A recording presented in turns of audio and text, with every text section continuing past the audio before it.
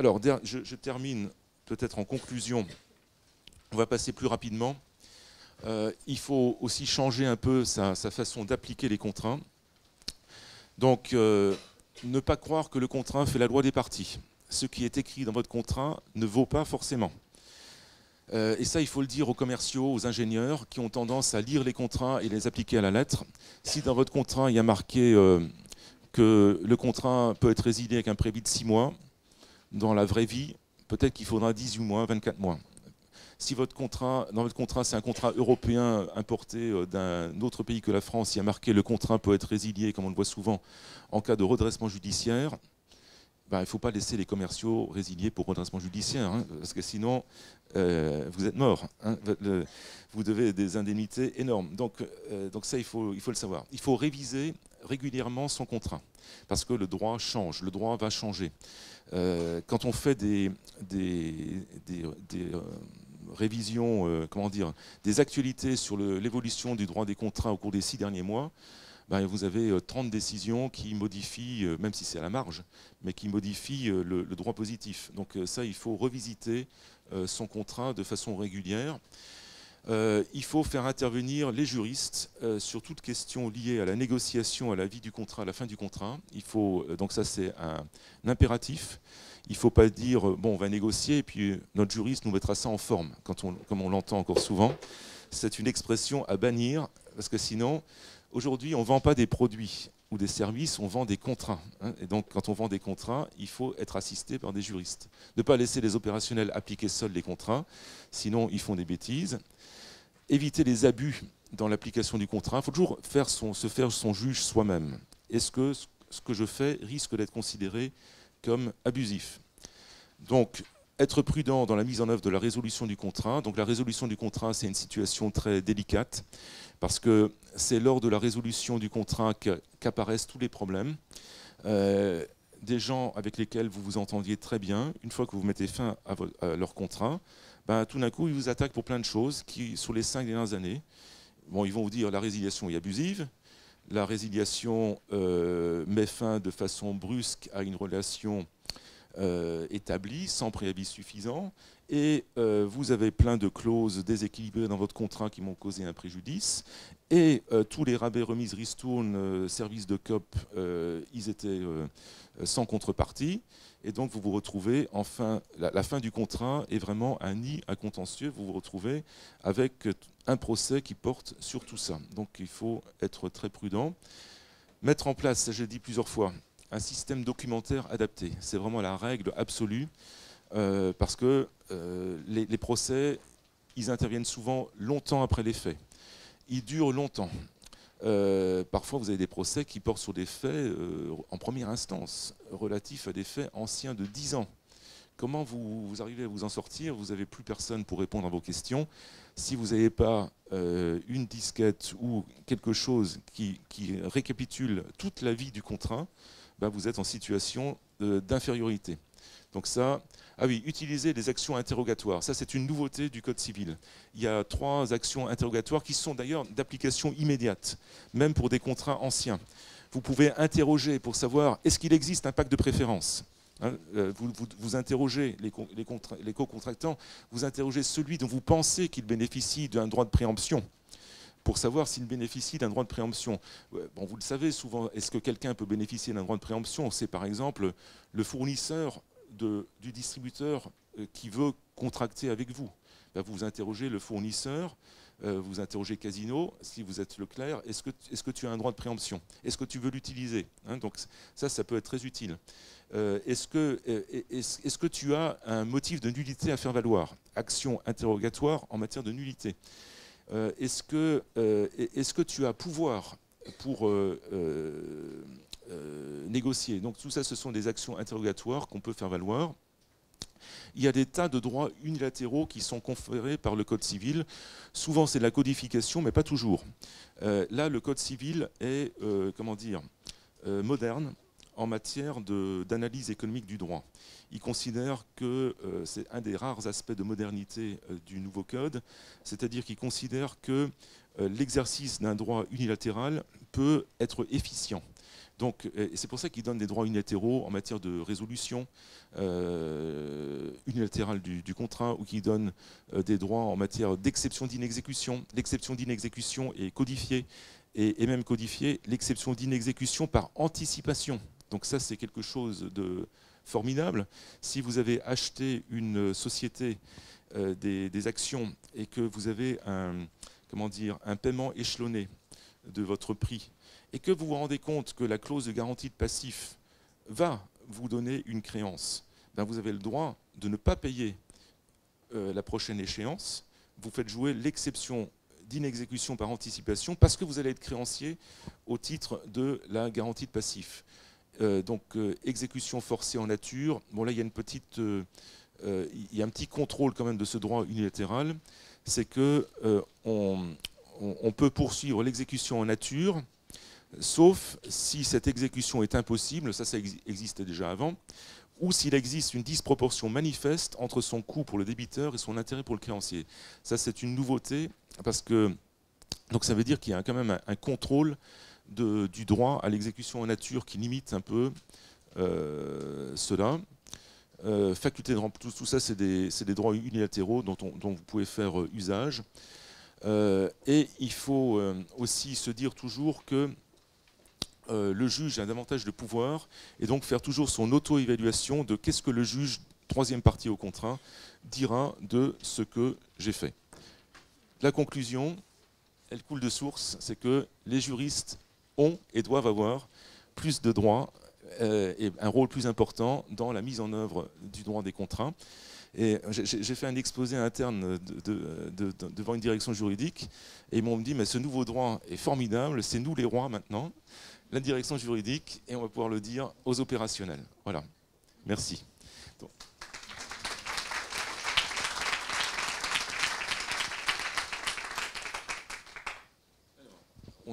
On a un peu de temps, si vous avez des observations ou des expériences à partager ou des questions.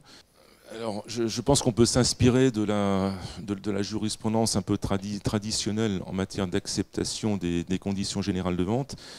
Bon, déjà, il faut déjà respecter ses obligations légales. Bon, par exemple, si on est dans le cadre d'une relation soumise à la convention unique entre fournisseur et distributeur, il faut que le fournisseur transmette ses conditions générales de vente aux personnes avec lesquelles il est susceptible de conclure une convention unique avant le 1er décembre de l'année N-1 pour la convention unique de l'année N. Bon, c'est déjà une première...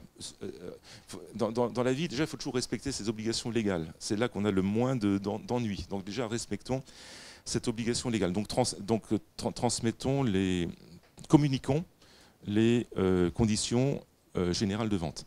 Ensuite, il faut essayer de les faire accepter par tous les moyens, tous les moyens possibles de les faire accepter avant la conclusion du contrat. Donc, donc ça ne suffit pas de les mettre au dos des factures, parce que malheureusement, la facture, elle intervient après la conclusion du contrat. Donc, essayons de le faire accepter lors comment dire, de la souscription, lors de la commande, lors de la confirmation de commande, sur le bon de livraison, au dos du bon de livraison. Moi, je suis partisan alors, comme c'est une chose qui est toujours sujette à interprétation, est-ce que ça a été accepté ou pas?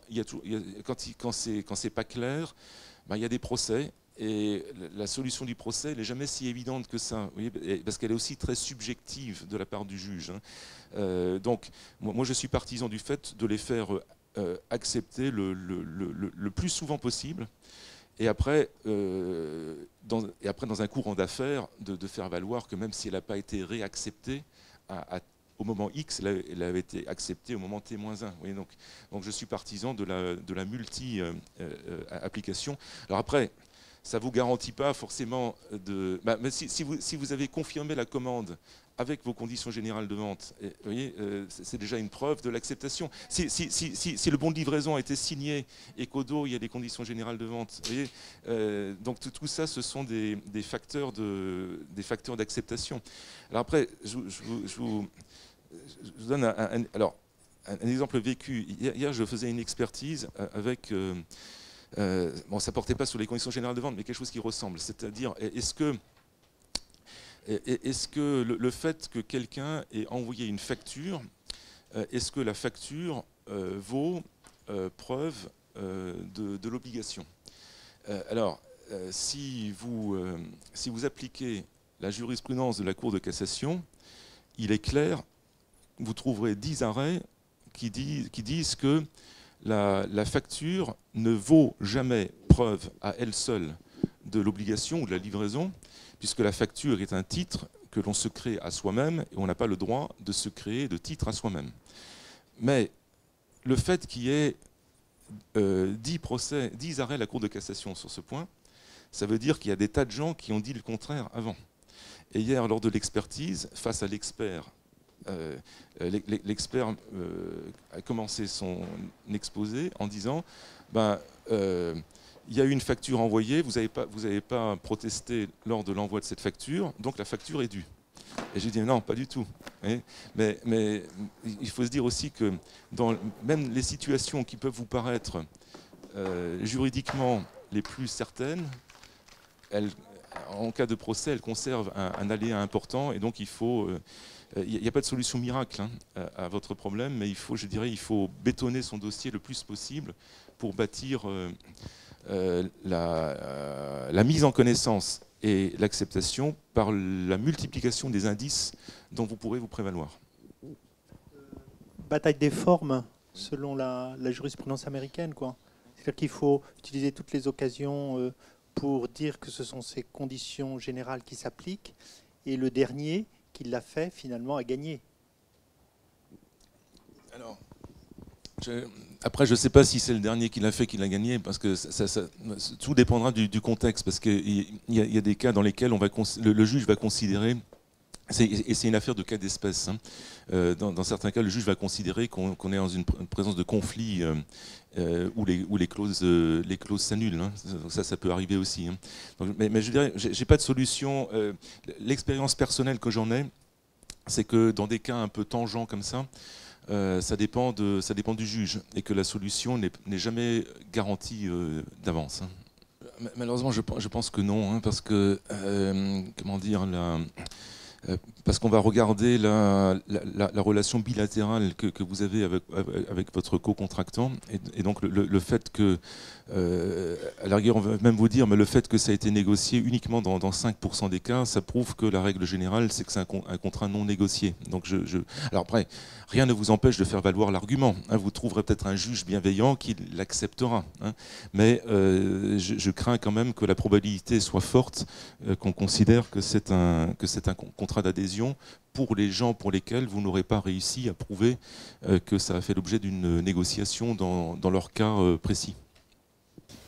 Deux petites précisions, oui, sur la clause résolutoire et l'article 1229 du Code civil. Est-ce que déjà, d'une part, dans les contrats maintenant, on doit un peu bannir le terme de résiliation? Est-ce qu'on doit utiliser le terme que résolution, ou est-ce que le terme résiliation est encore tout à fait correct?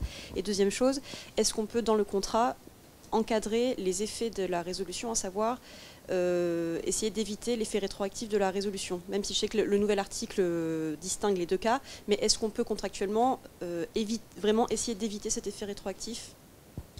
Bon, alors pour la résiliation, moi ça ne me gêne pas. Alors si vous pouvez quand même utiliser le nouveau terme, c'est mieux. Mais sinon, on appliquera les anciens termes, hein, donc ça me gêne pas. Après, est-ce qu'on peut éviter l'effet rétroactif? Je pense que oui, parce que après, bon, ça mériterait peut-être un examen plus particulier. J'ai pas réfléchi à la question. Ça, intuitivement, j'aurais tendance à dire que oui. Mais si j'avais naturellement à résoudre la question de façon pratique, je me donnerais la nuit pour réfléchir. Voilà. Ah, alors après, comment dire? Dans votre contrat, vous pouvez écrire tout ce que vous voulez, hein. Après, la question est de savoir est-ce que la règle du Code civil est supplétive ou impérative? Alors après, à cette question-là, la réponse n'est pas évidente. Et je pense que pour certaines questions, je peux vous donner la réponse tout de suite, parce que je l'ai étudié, j'y ai réfléchi, ça s'est posé, des clients m'ont posé la question. Pour l'imprévision, je peux vous répondre oui, c'est supplétif. Il y a aucun, enfin pour moi, il n'y a aucun doute. À 99%, c'est supplétif. Bon. En revanche, pour d'autres questions, ça mérite quand même un examen, si on n'a pas réfléchi avant la question, ça mérite un examen vraiment particulier parce que les rédacteurs du nouveau code ont écrit dans leur rapport au président de la République et dans tous les colloques, ils disent que tout ce qui n'est pas expressément d'ordre public mentionné dans le texte est supplétif. Donc eux, ils partent du principe que quasiment tout est supplétif. Le problème, c'est que ce n'est pas écrit dans le code et comment dire, le rapport au président de la République n'a aucune valeur juridique. Et donc, quand on voit le juge ne fonctionne pas comme ça. Pour le juge, il regarde d'abord est-ce que la façon dont c'est écrit, est-ce que ça ressemble à un ordre de la loi. Ensuite, il regarde est-ce que en politique juridique, est-ce que c'est important ou pas. Et donc, et ça dépend aussi subjectivement de ce qu'il pense. Si c'est un partisan de la protection de la partie faible, il va considérer qu'il y a certaines choses qui sont impératives, alors que vous penserez peut-être que c'est supplétif. Vous voyez, donc, et le juge agit toujours comme ça. Et le juge, ce qui va décider aujourd'hui, en matière de ce qui est supplétif ou pas, c'est pas forcément la même chose de ce qui va décider dans 10 ans, parce que dans 10 ans, il y a peut-être des choses qui dans la société, paraîtront plus importantes qu'elles ne l'étaient aujourd'hui. Vous voyez, donc cette notion de supplétif ou impératif, elle n'est pas évidente et elle est variable dans le temps, et elle est variable selon le juge aussi, hein, selon ses conceptions propres. Émilie Flandrin d'Airbus. Je vais poser ma question, mais je pense que vous venez d'y répondre. J'ai une question sur l'exécution forcée en nature, l'article 1222. Et effectivement, est-ce que cet article doit être considéré comme d'ordre public ou est-ce qu'il peut être aménagé contractuellement? Et bon, vous venez d'y répondre, je crois. Alors, cet article-là, bon, il fait l'objet de beaucoup de discussions, de critiques, parce que beaucoup de professeurs de droit, et notamment en matière de droit immobilier, considèrent que ça va permettre à des promoteurs, par exemple, de ne plus respecter leurs obligations. Puisqu'avant, on pouvait les contraindre à exécuter en nature de façon très ferme, et donc là, ça donne une échappatoire. Donc, malheureusement, je pense que c'est quand même un changement voulu par le législateur, hein, qui est en contradiction forte par rapport à la jurisprudence antérieure. Bonjour, Aurélie Albaret.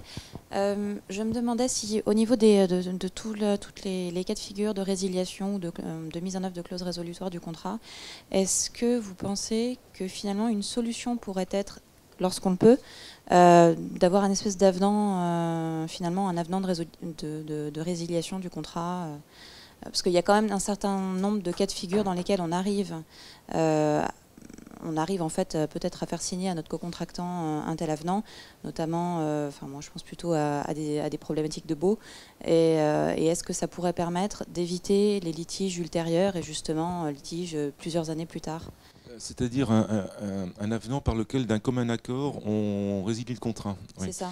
Et éventuellement, on intègre les modalités. Oui. Alors, je pense que pour certains types de contrats, c'est sans doute possible. Après, il faut faire attention à un point, c'est que en droit français, on ne peut pas renoncer à un droit d'ordre public avant qu'il ne soit né. Donc, le problème, c'est alors il y a certaines dispositions impératives à ce titre, et si on prend l'exemple de L442.6.1.5, c'est une loi de police, une disposition d'ordre public. Je ne peux pas renoncer à mes droits au titre de L442.6.1.5 avant que mon droit au bénéfice du préavis résultant de L442.6.1.5 ne soit né. Donc, si je signe l'avenant avant, le risque, c'est qu'on me dise que mon avenant est nul, hein, puisque j'aurais renoncé par avance à un droit d'ordre public qui n'est pas encore né. Donc je veux dire, pour les droits qui ne sont pas d'ordre public, ça marche sans problème. En revanche, pour les droits d'ordre public, on a quand même, malheureusement, moi j'ai eu la question récemment, c'était quelqu'un qui voulait mettre fin à un contrat de transport avec un transporteur qui travaillait énormément avec lui, et pour des tas de raisons, il fallait une réorganisation. Et donc, ils voulaient s'arranger à l'amiable. Donc, ils avaient commencé à discuter.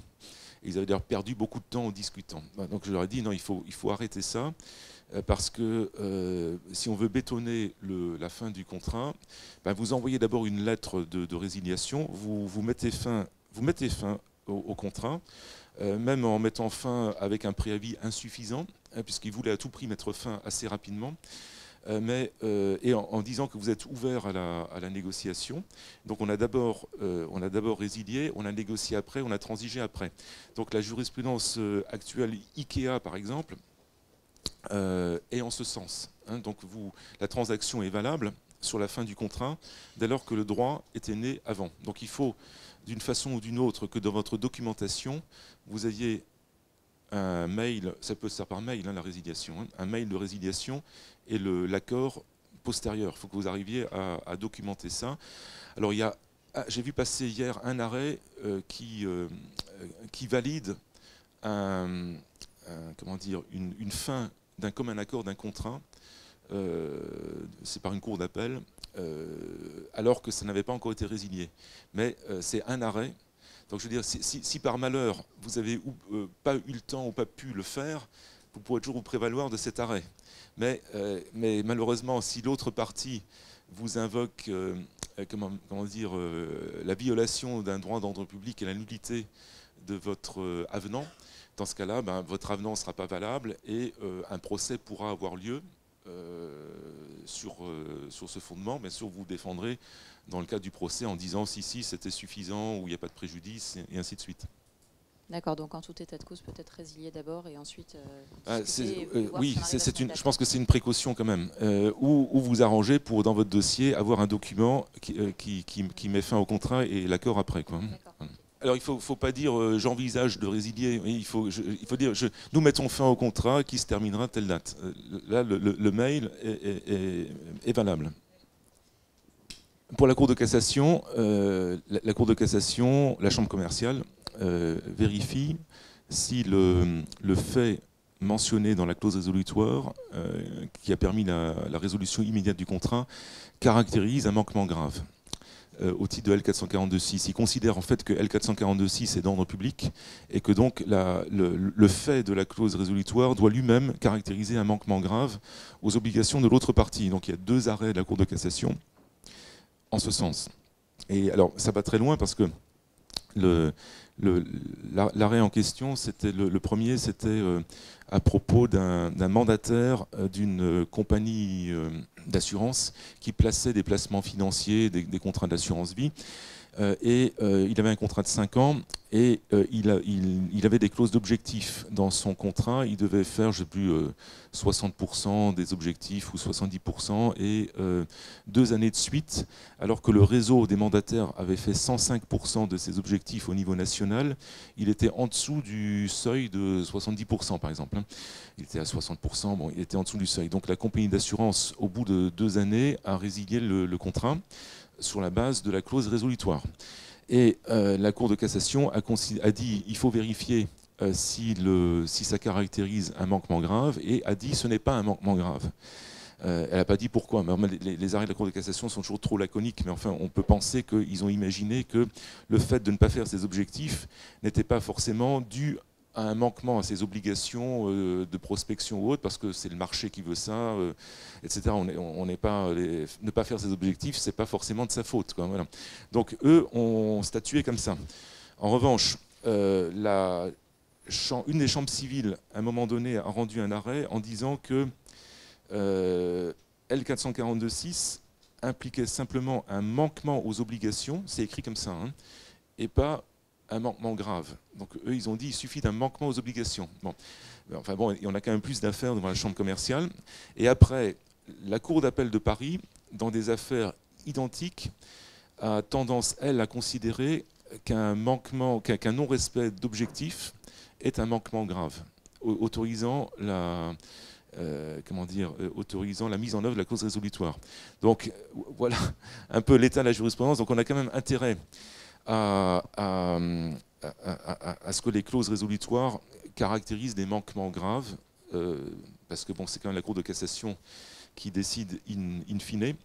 Et après, on a des précautions à prendre. Par exemple, on a intérêt, je pense, à pas simplement prévoir une clause résolutoire, par exemple, en cas de changement d'intuitu personné ou pour certaines choses, il faut peut-être prévoir une obligation, mettre une obligation contractuelle dans le contrat, de dire que le co-contractant s'oblige à faire ça, ça et ça, pour pouvoir plus facilement dire que la clause résolutoire est une clause résolutoire qui sanctionne un manquement à une obligation. Voilà. Oui, bonjour, Florence Le Rousseau, Solvay. Ma question concerne la phase précontractuelle. Je souhaitais savoir si, selon vous, l'accord de secret unilatéral a aujourd'hui un intérêt au vu de la réforme. Alors, dites-nous comment ça fonctionne l'accord de secret unilatéral, parce que j'avoue que... c'est un engagement par lequel, en fait, une seule des deux parties accepte d'être liée par la confidentialité. Oui. Oui, mais je pense, de toute façon, bon, comme ça, ma réponse est intuitive, hein, je n'ai pas du tout réfléchi. Pourquoi pas? De toute façon, si c'est un engagement unilatéral, a priori, on n'est pas soumis aux clauses abusives. Hein, donc, si ça correspond à, comment dire, à l'intérêt de la partie, oui, pourquoi pas. Hein. Je souhaitais revenir sur cette notion de contrat d'adhésion. Dans la vie des affaires, on peut être confronté à deux types de partenaires, des partenaires qui sont très structurés, qui ont une direction juridique, qui sont voire des grands groupes internationaux, mais on peut aussi se retrouver face à des PME qui, elles, ne sont pas structurées, n'ont pas forcément d'avocats ou de cabinet juridique ou de juristes chez elles. Dans ce cas-là, parfois les contrats, vous les rédigez vous et vous n'avez pas forcément de retour ou les clauses essentielles qui vous semblent essentielles, qui devraient être discutées, ne sont pas discutées. Donc quel est votre risque que ce soit qualifié en contrat d'adhésion ? Je veux dire, le risque est élevé. Oui,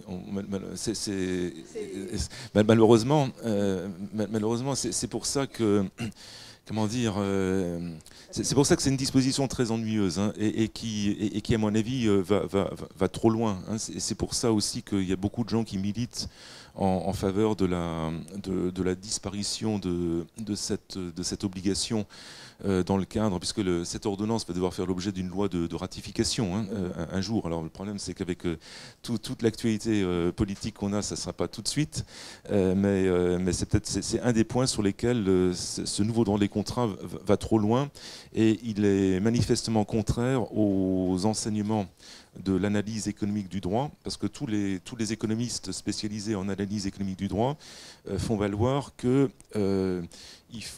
c'est une bonne chose que les contrats d'adhésion, justement en présence d'une foultitude de PME, sont une bonne chose, parce que ça réduit les coûts de transaction et on ne peut pas faire autrement, et que c'est très très mauvais de réglementer autant les contrats d'adhésion, parce que les économistes démontrent que dans ce cas-là, que l'entreprise, en faisant ses contrats d'adhésion, elle avait pris un certain nombre de précautions et que donc elle a fixé son prix, le prix de ses prestations, en fonction des précautions qu'elle a prises. Et que si on l'empêche de prendre ses précautions, elle est obligée d'intégrer un nouveau facteur de risque et d'augmenter le prix de ses produits pour tenir compte du risque de mise en œuvre, de tout ce qu'elle ne pourra pas mettre en œuvre.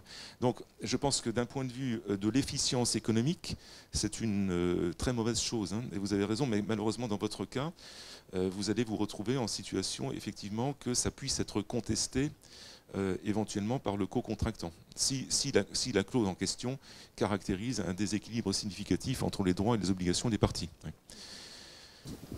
Alors j'avais la question, on a survolé rapidement par rapport à la réduction du prix, parce que la réforme a apporté des solutions pour les créanciers non satisfaits. Et j'avais besoin de savoir, est-ce que ce sont des dispositions, puisqu'il y avait un article qui reprend un petit peu toutes les solutions, c'était, si je ne me trompe pas, 1217, si c'est d'ordre public, si c'est impératif ou pas, si on peut limiter dans les contrats.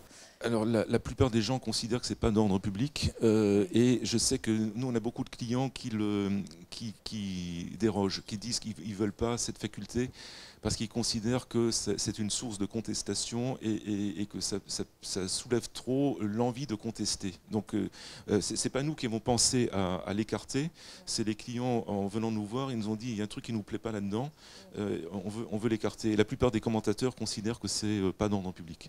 Parce que je ne me suis pas présentée, je m'excuse, Irma Babaskiri, je travaille dans une société qui est dans l'activité génie climatique, Misnar Kambé, et nous avons aussi une activité industrie. Donc c'est surtout dans la partie industrie, on fabrique les agitateurs, les mélangeurs pour les sociétés dans l'activité nucléaire, cosmétique.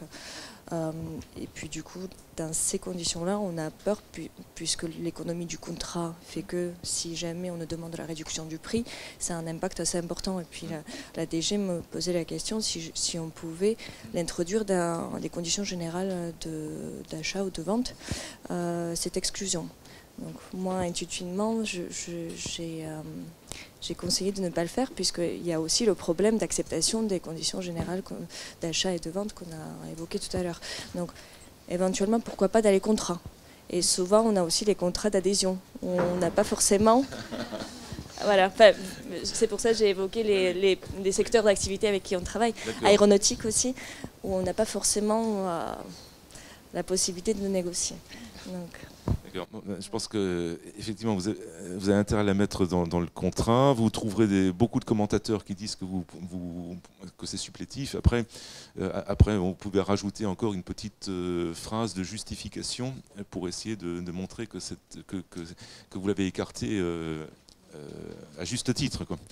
Voilà, donc on va terminer par là. Et donc, il y a un café qui vous attend encore si vous le souhaitez, si vous voulez poursuivre cette conversation.